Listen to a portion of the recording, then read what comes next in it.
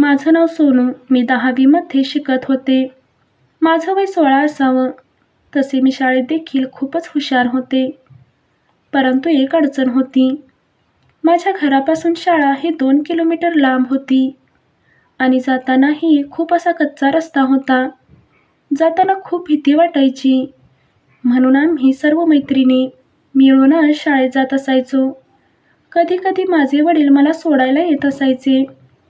नाहीतर आम्ही कधीमधी जर सर आले तर त्यांच्या गाडीवरती बसून जायचो आणि नंतर त्यांच्यासोबतच घरी यायचो. काही सर हे आमच्या गावातलेच होते, त्यामुळे ते आम्हाला बरं पडायचं. गावातून शाळेकडे जाताना वाटेतच एक टपरी लागायची. त्या टपरीत 50 वर्षाचा एक म्हातारा बसलेला असायचा. तो म्हातारा रोज येता जाता आम्हा मुलींकडे पाहायचा, आम्हाला बोलावून घ्यायचा आणि चॉकलेट खायला द्यायचा. बरेच दिवसापासून हा दिनक्रम चालू होता. एक वेळा त्या म्हाताऱ्याचं तोंड देखील पाहावंसं वाटत नसायचं, कारण तो म्हातारा एका वेगळ्याच नजरेने आमच्याकडे पाहायचा. एके दिवशी तर त्याने मला विचारलं, "काय ग सोनू, तू खूपच मोठी झालीस. लग्न कधी करणार आहेस?" त्याचं असं बोलणं ऐकून मला खूपच कसं तरी झालं आणि त्याचा राग देखील आला. परंतु काय करणार, त्याचेही बरोबर होतं. वयाच्या मानाने मी खूपच मोठी दिसत होते आणि माझे शरीरही खूपच भरलेलं होतं. मी जवानीतच आले होते आणि त्यामुळेच म्हाताऱ्याचं माझ्यावरती जास्त लक्ष गेलं. आम्हाला रोज शाळेत जाताना म्हातारा माझ्याकडे खालून वरपर्यंत पाहायचा. त्याची नजर खूपच वाईट होती. त्या दिवसापासून मी त्याच्याकडे जाणं सोडून दिलं होतं.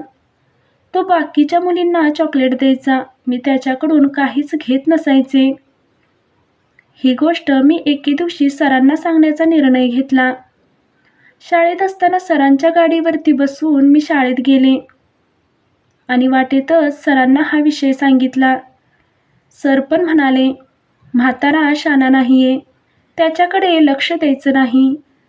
आपण गपचूप रस्त्याने शाळेकडे जायचं. तुम्ही त्याच्याकडे जातच जाऊ नका." असं करण्यास सांगितल्यामुळे मी त्यांच्याकडे पाहतही नसायचे आणि तो म्हातारा खूपच चिडायचा आणि बाकीच्या मुलींना बोलावून चॉकलेट द्यायचा आणि विचारायचा, "तुम्ही त्या सोनूला घेऊन माझ्याकडे का येत नाहीत?" त्या म्हणायच्या, "अहो, तिला आवडत नाही. ती चॉकलेट नको म्हणते." म्हाताऱ्याने हे ऐकून म्हातारा म्हणाला, "अगं, तिला म्हणावं मी काही पैसे वगैरे घेत नाही. मी तुम्हाला कसं देतो, फुकटच ना. पद्धतीने मी तिलाही देईन." म्हाताऱ्याचं गोड बोलणं हे मुलींना समजलंच नाही. त्यामुळे त्यांनी म्हाताऱ्याला म्हणालं, "ठीक आहे, आम्ही तिला उद्याच्या उद्या घेऊन येतो." मैत्रिणींनी मला सांगितलं की असं म्हणत होता. मी त्यांना म्हणाले, "मला काय यायचं नाही. त्याची नजर खूपच वाईट आहे. मला त्यांच्याबद्दल काहीच बोलायचं नाही. मी सरांना पण ही गोष्ट सांगितली आहे." माझ्या मैत्रिणी म्हणाल्या, "काय झालं होतं? तू सरांना सांगितलं. उलट ते आपल्याला बोलतात आणि आपल्यालाच खायला पण देतात." असं म्हणून त्या सर्वजणी गप्प बसल्या. म्हाताऱ्याच्या टपरीपासून कच्चा रस्ता सुरू होत होता आणि शाळेचे अंतरही लांब होतं, त्यामुळे जाण्यासाठी भीती वाटायची. एके दिवशी आम्ही सर्वजणी शाळेत चाललो होतो आणि त्या दिवशी म्हाताऱ्याची टपरी बंद होती. मला खूपच आनंद झाला. समोरून अर्ध्या रस्त्यात मला म्हातारा दिसला आणि त्याने मला पाहून डोळा मारला. मला या गोष्टी समजल्या होत्या, त्यामुळे मी हीच गोष्ट घरच्यांना सांगणार होते आणि तेवढ्यात मैत्रिणी म्हणाल्या, "अगं, त्या म्हाताऱ्याचा एवढा काय मनावर घेतेस? चल लवकर." असं म्हणून आम्ही सर्वजणी शाळेत गेलो. दुसऱ्या दिवशी शाळेत जाताना माझ्यासोबत कोणीच नव्हतं. माझ्या सर्व मैत्रिणी लवकरच शाळेत गेल्या होत्या. जाताना मला पहिला प्रश्न पडला होता, म्हातारीची टपरी तर चालू नसेल ना? आणि माझ्या मनासारखं झालं. टपरी बंद होती, त्यामुळे मी घाबरले नाही. कच्च्या रस्त्याने मी पटापट चालू लागले आणि अर्ध्या वाटेतच गेल्यानंतर म्हातारा एका झाडाखाली बसला होता. त्याने मला पाहता क्षणी तो हसला. माझ्या काळजात धस्स झालं आणि मी जागेवरती थांबले. म्हातारा म्हणाला, "काय सोनू, आज एकटीच?" मी त्या प्रश्नाला काहीच उत्तर दिलं नाही आणि तिथून पळून जाण्याचा प्रयत्न केला. परंतु म्हातारा माझ्यासमोर उभा होता. त्यामुळे त्याने मला पटकन पकडलं. त्याने मला पकडल्या आणि झाडाच्या मागे घेऊन गेला. नंतर त्याने मला मिठी मारली आणि माझे ओठ चावू लागला होता. माझे ओठ चावत असताना मलाही कसं तरी होत होतं. त्याने माझा हात त्याच्या खालील भागाला लावला होता आणि जोराने दाबू लागला. मला काही समजत नाही, म्हातारा असा काय करतोय. त्यानंतर म्हाताऱ्याने मला तिथेच खाली पाडले. माझी पॅन्ट काढली आणि नंतर आमच्या दोघांच्यात जे झालं ते सांगण्याच्या पलीकडं आहे. झाडामागून माझ्या ओरडल्याचा आवाज येत होता. मी 16 वर्षाची आणि माझ्यासोबत 50 वर्षाचा म्हातारा शारीरिक गरज भागवत होता. मी जोराने ओरडले. मला जास्त दुखत होतं. मी जास्त जोराने ओरडू लागले होते. म्हातारा ऐकायलाच तयार नव्हता. तोही जोराने माझ्याशी या गोष्टी करत होता. मी त्याला ढकलून देण्याचा प्रयत्न देखील केला, परंतु तो ऐकतच नव्हता.